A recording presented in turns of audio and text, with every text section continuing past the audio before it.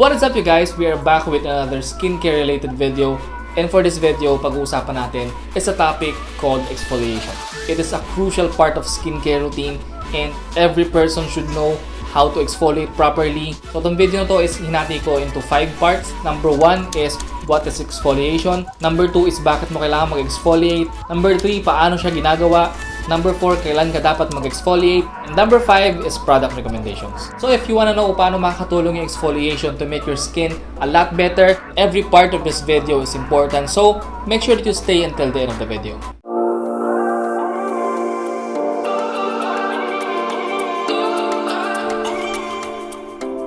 So number 1, ano ba ang exfoliation?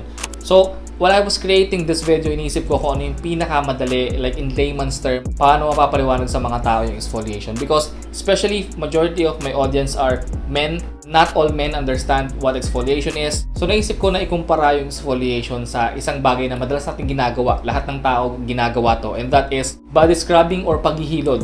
I'm sure lahat naman naghihilod, di ba? So whether gumamit ka ng loofah or gumamit ka ng bato or gumamit ka ng towel o kahit anong klase ng item or product basta ginagamit for scrubbing or paghihilod, that basically is an example of exfoliation. So ano bang nangyayari kapag naghihilod tayo ng katawan? Of course, syempre yung mga libag-libag natin sa katawan na mas natatanggal kapag nagsascrub tayo, di ba? Hindi ko alam kung yun yung best example na pwede kong gamitin, pero yun yung unang pumasok sa isip ko para mas madaling maintindihan ng tao what exfoliation is. So yung mga libag-libag na yan sa katawan natin basically are the dead skin cells ng katawan natin because yung katawan natin, yung balat natin is nagkakaroon ng turnover, okay? Yung mga lumang balat is kailangan ma-shed siya o maalis siya to reveal the newer skin. Kung mapapansin nyo pag naghilod ka, parang ang lambot ng balat mo, parang ang kinis, or parang medyo nagla-lighten siya ng konti, di ba? Because that's the newer skin na nare-reveal kapag nag-shed off tayo ng lumang skin or mga dead skin. That's the easiest way na naisip ko para maintindihan ng lahat what exfoliation is. And ganoon din sa mukha natin.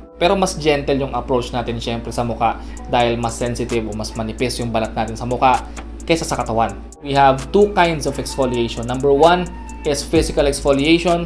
Number 2 is chemical exfoliation. One example of physical exfoliation is facial scrub. So I'm sure siguro man karamihan sa inyo is nakagamit na ng facial scrub. Especially mga high school.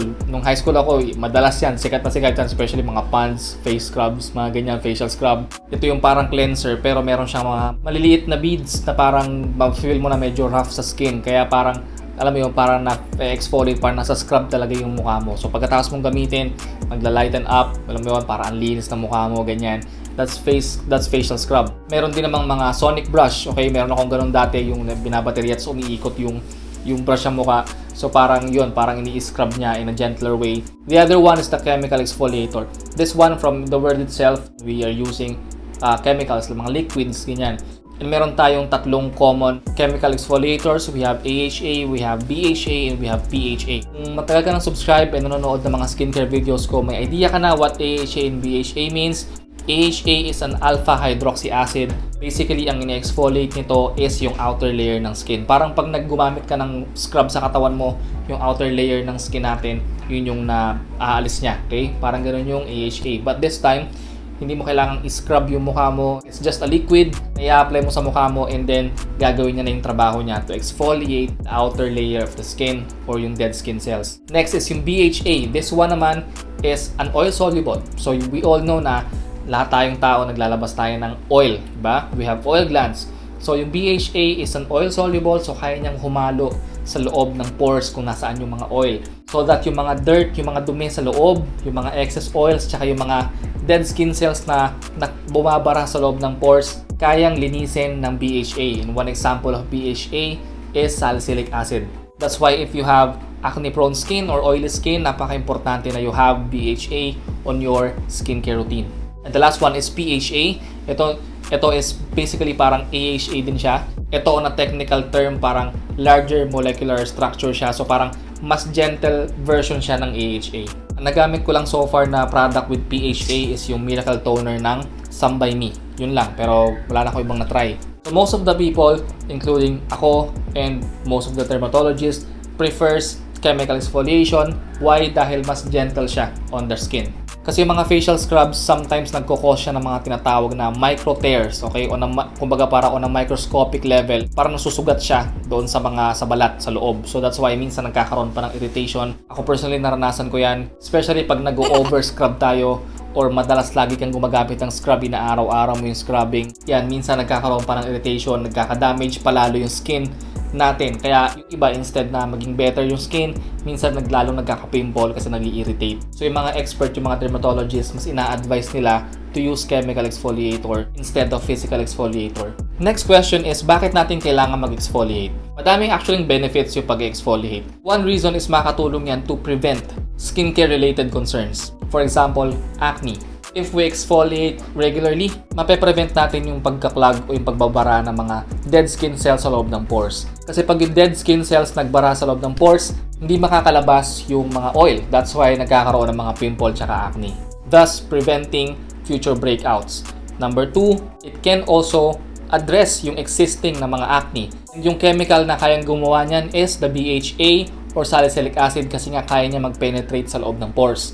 Since yung acne is caused by clogged pores or yung mga oil na natrap sa loob ng pores or yung mga build-up ng mga bacteria sa loob, yung mga dirt, kaya din niyang i-address ng BHA. Also, if you have existing pimple or acne, yung AHA naman can help para maalis yung mga dead skin cells doon sa ibabaw.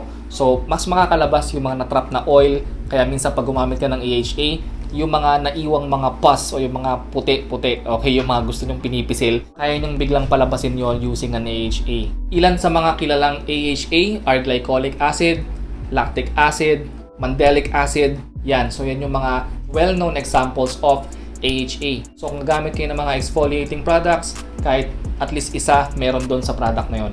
The third benefit is, let's say after magkaroon ka ng acne, di ba minsan nag-iiwan niya ng mga pimple marks, mga dark spots. Exfoliation can help para mabawasan or malesen or maglighten yung mga dark spots na yan through exfoliation. Yung mga hyperpigmentation na nabuo after ng inflammation ng mga pimple and acne, unti-unti ma-exfoliate or maaalis yon ng exfoliator using especially yung AHA. Malaking bagay yan dyan. So now you know how important exfoliation is. I'm sure by now excited na kayo na gumamit na exfoliator or maghanap o bumili ng exfoliator on your skincare routine. But mamaya nyo na gawin yan, make sure that you stay until the end of the video kasi marami pa tayong pag-uusapan. Third thing is, paano ba to ginagawa? Paano ba mag-exfoliate? Ang advice ng mga dermatologists sa atin is to exfoliate our skin 2 to 3 times a week. So, depende siya sa tolerance ng skin mo, how sensitive your skin is. Sometimes yung iba pa nga once a week, depende sa tapang or sa taas ng concentration ng acid na ginagamit mo. And kung paano siya ginagawa, depende sa product. May mga product na parang toner, so gagamitan mo siya ng cotton and then i-apply mo siya on your face. Iba naman mga liquid, okay? For example, yung BHA Blackhead Power Liquid, kailangan mo lang siyang i-diretsyong i-apply, lalagay mo lang sa palad mo and then ikalat mo lang on your face. Then that's it. You have to wait for a few minutes hanggang mag-dry. And then that's it, okay? So depende sa klase ng product, but most of the time ganun lang siya. It's either you use a cotton or you apply it directly sa mukha mo. Number 4, kailan to dapat ginagawa? Yun na nga, nabanggit ko kanina, 2 to 3 times a week. Okay, so we now go to the product recommendations. For AHA products, you can go for the ordinary glycolic acid. Meron ding lactic acid from the ordinary. Mandelic acid from By Wish Trend. Yan, napakaganda niyan. AHA 7 Power Liquid from Cosrx. Yan, yun yung 4 na kilala. Okay, medyo kilala sa mainstream skincare na madali nyo ring mahanap online. For BHA naman, we have BHA Blackhead Power Liquid from Cosrx, Paula's Choice BHA 2% Liquid, Salicylic Acid Serum from The Ordinary. I will try to link yung mga products na nabanggit ko in the description box para makabili kayo online and also para alam nyo na authentic yung mga bibilan nyo. And also if you're using or planning to start including exfoliants on your skincare routine, make sure na gumamit ka ng sunscreen kasi napaka-importante ng sunscreen kapag nag-exfoliate ka. Also, if you like this video, make sure that you hit the like button and subscribe to my channel kung hindi ka pa subscribe. And also, I have an Instagram. Follow me on Instagram. Ililink ko rin yon on the description box. If you guys have any questions, feel free to drop it down in the comment section. I will do my best para sagutin lahat yan. Or you can directly DM me on Instagram. Late lang ako sumagot madalas pero sumasagot ako sa Instagram. I hope this video helps. And as always guys, thank you for watching. See you in my next video. Peace.